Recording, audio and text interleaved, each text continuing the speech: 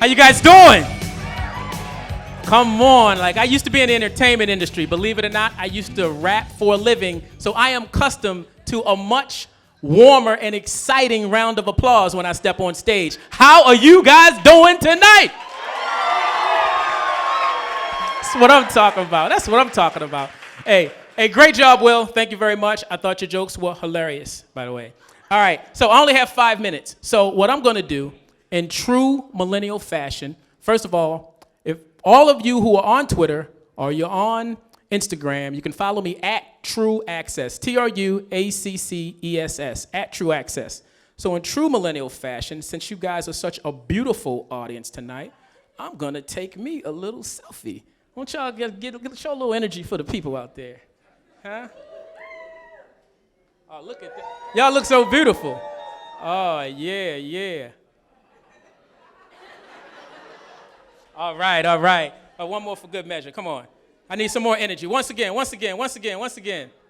Huh? All right, here we go. All right, so a little bit of a roll call real quick. I want to know who I'm talking to. So make sure this is already in. All right, there we go. So, generational roll call. I'd like to know who I am speaking to tonight.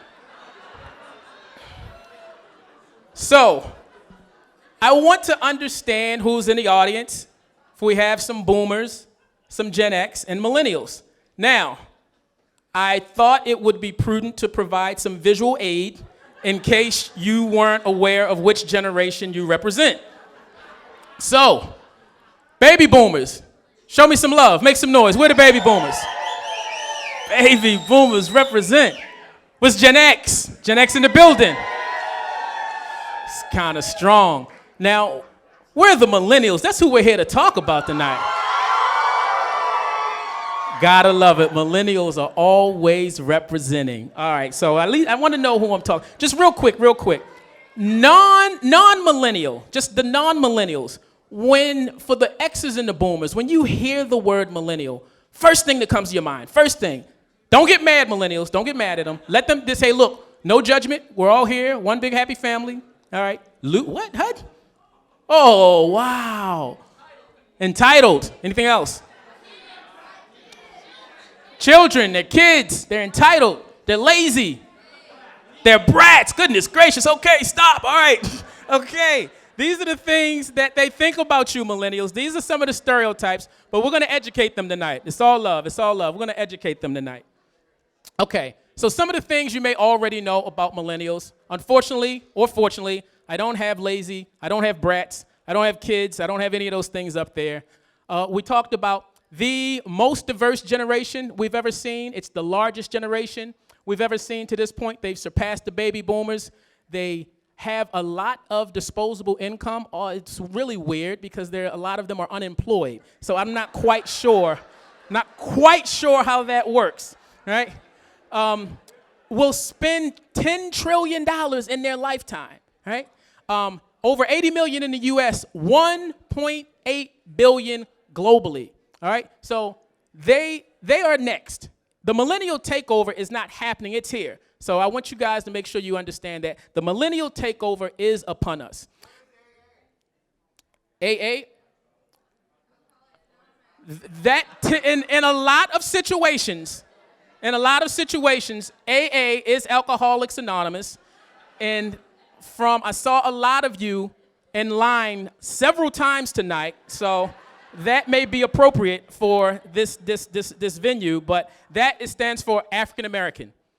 So over 35% are African American and Hispanic. So it is the most diverse generation we have ever seen. All right? So some of the things you may not know. 73% of millennials 18 to 25 prioritize finding a job that allows them to do what they love over a job that pays well. All right? 83% of millennials want businesses to get more actively involved in solving societal issues. All right? What are you doing to make this world a better place? Boomers? No, I'm just kidding. All right.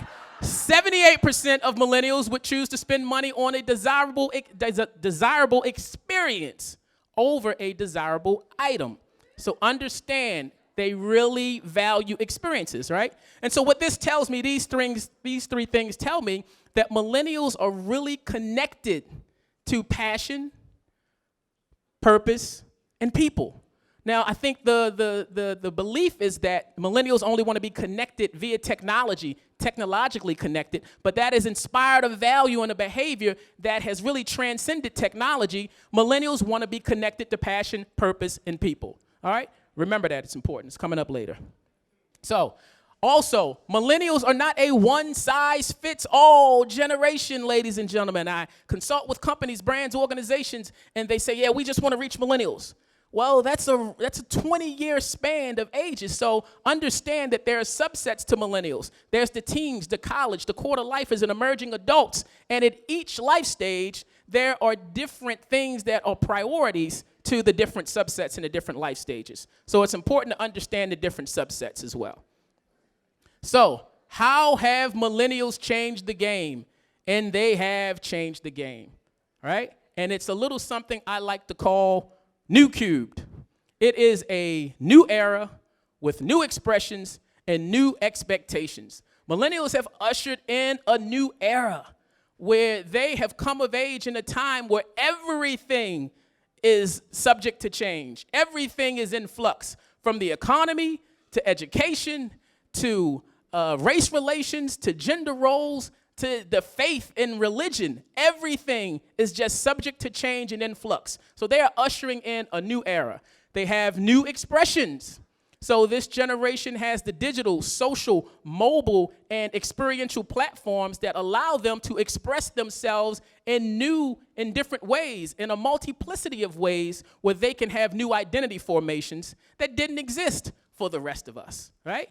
Definitely didn't exist for boomers, the silence, a little bit for Xers, but not with this generation. It's a whole new form of expressions.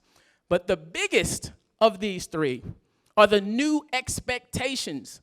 Millennials have a whole set of new expectations, and that is really the biggest difference, or the biggest part of the generation gap is the expectation gap. So what happens is there are expectations that boomers and Xers, and you guys have seen it, it's happened to you. You said to a millennial at the job, hey, I want you to reach out to the client, I want you to reach out to the customer and let them know we're going to be there 30 minutes late. That's your expectation. So you believe that they are going to pick up the phone, give them a call, or do whatever. They send them a tweet, they send them a text, and they're out the door. And they think they've reached out. They have did what you asked them to do. Whole different set of expectations. So what happens is, this is what has taken place from an expectation standpoint if you go down a continuum in the evolution from generation to generation. With boomers, it was about product. The product was all in. If you told me Tide washed whiter, well, gosh darn it, I'm buying Tide because Tide washes whiter. That's all they needed to know. You got to the X's. X's wanted your brand to have a little bit of personality. So we started to see some celebrity partnerships. Allow your brand to show a little personality. With the millennials, they want your brand to have a purpose. So we've gone from product to personality to the purpose. So defining a brand, the definition of how a brand is perceived has evolved down this continuum of product to personality to purpose. Millennials want to know, what is your brand's purpose beyond profit, and how are you helping me to identify my purpose so I can get in alignment with my assignment? So here is a message from millennials that they wanted me to share with all of the silence, all of the boomers, and all of the Xers in the room tonight. What you do is no longer as important as why you do it. Signed, the Millennials. Thank you very much.